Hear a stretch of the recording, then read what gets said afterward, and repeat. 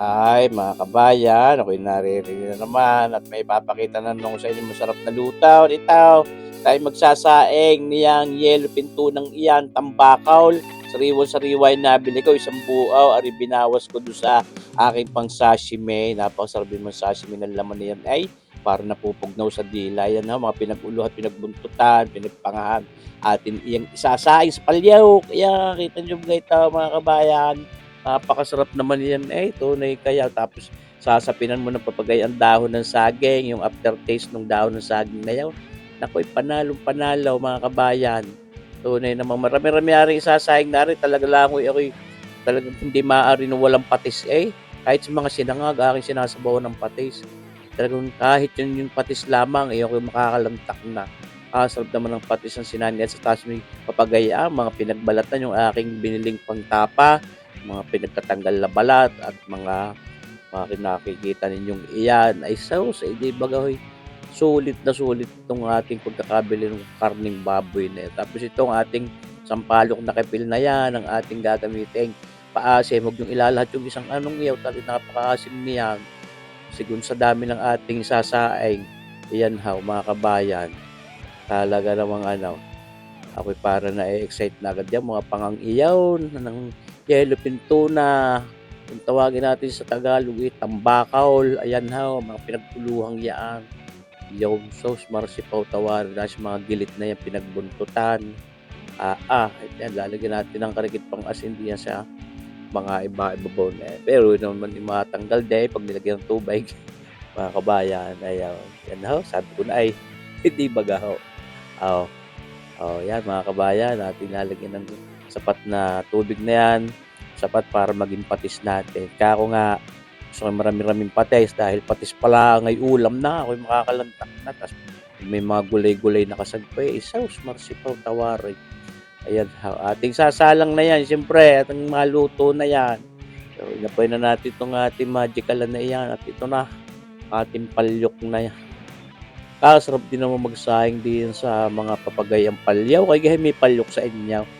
Umagaw ng isa sa palengke at ako medyo may malasa-lasa din naman ng presyo, pero sabi ko sa inyo, napakasarap paglutuan ng mga papagayang sinaing. Ayan at nabulak na nga yan.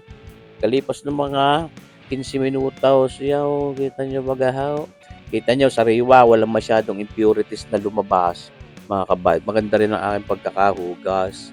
Iyan sa ating iyan, yellowfin tunang iyan, tambakaw, sauce. Talaga namang Ito, siyempre para magkakulay ng karikit yung at masarap din naman iyan para may linamnam na karikit yung ating soy sauce na yan. Naglagay tayo ng mga 1 kutsara laang para lang dumagim ng karikit yung kanyang patis, hindi puting-puti para hindi masarap ang itsura pagka sobrang puti. Tayo maglalagay tayo ng 2 pirasong bawang na yaon ng sagay pangtanggal umay din iyon, pangtanggal lansa.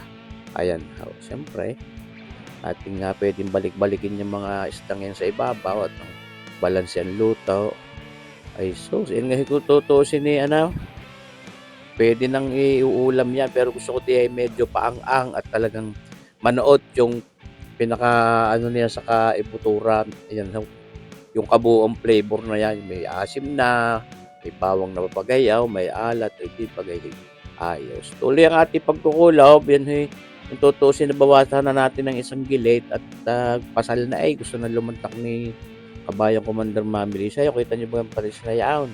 Nagre-reduce na yaon. Pero sabi ko sa inyo, iigahin, isa pa, yan ipalyaw. Yan, habang marami-rami pang patis pagka luto patay nyo na agad. At mabulitan nyo yung igang patis dahil may carry over cooking yan. Yung ating palyok na yan. Dinurog na nga yung isa. Siyempre, yan pinakulo ba na at panalo na yan. Luto na yan mga kabayan kung tutusin. Pinaang na lang natin. Yung ating sinaing na yellowfin tuna. Mukhang English sa sinaing. Yan. Mga kabayan, tayo magaho ito. Yung pinatay na natin ng apaw. At kako nga, abang marami pang patis, pwede nyo ng patay dahil yan nagre-reduce pa yung patis na yaon. Yan Sigun sa dami lang ng kailangan nating patis. Mahirap din naman pagka sobrang daming patis at baka walang lasa. At ito, lalagyan natin sa ating mangkok at ay ihahaplas na natin sa ating hapag ng lantakan ng makalantak na ng tanghalian. Ikasarap din ang gulay ko. Niluto naman ni Kabayang Commander Mami Lisa. Paborito ko din naman. Abangan ninyo mga kabayan. Talagang sa paglantak namin makikita ninyo yung gulay na kasagpin niya. Yan ang ahaw. Nadidira. Atin lang bibigyan ng karikit na exposure. At nang siyempre, ma-discover. Alay nyo, ma-discover ulit ng pinasarap o ng kapuso mo, Jessica Soho. Aba, o kaya yung kay Kuya Kim Atienza. Aba, ay ligaw.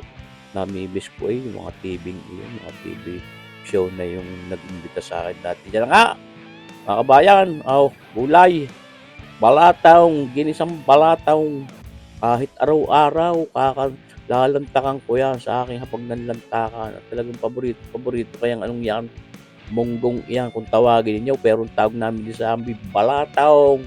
Uhaw mga kabayan, asap naman ang ginisa niyan.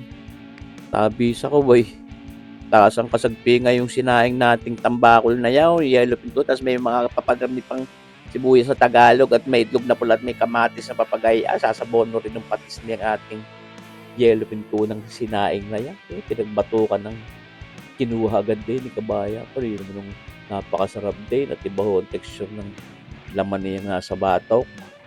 Mas smooth, hindi humaya pa. Ay, ano pag hanapin pa.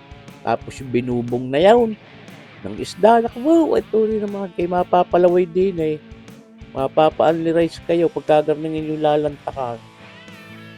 Sana'y naibigan yung mga kabayan itong ating ginawang lutong ito ng ating sinaing na yellow tuna o tambakol. Ayan o, kita nyo ang kulay ng patis. Mas enticing. O, ayan pa. Naman. Ito na yung namang kagarningin yung tanghali ay tapos pagkalantak may papahinga, papaghug ng karikit at babanat ka ng tulaw. Guys, marsipaw. Tawaray, mga kabayan. Sana hituga panunood nyo din sa ating video nga rin hanggang din sa dula. Ayan. Lantak na kayo mga kabayan. Sana nagustuhan nyo itong ating nilutong ito at sana lagi mag-abang pa sa ating mga susunod na videos. Ngayon yung lagi kong ini-schedule ating ni-schedule ang mga ina-upload natin video. So, sabi gayon daw dapat. Yan, at ang YouTube algorithm, pag-aralan muna. Yan ho. Salamat sa inyong panunood mga kabayan. Mabuhay po tayong lahat. God bless!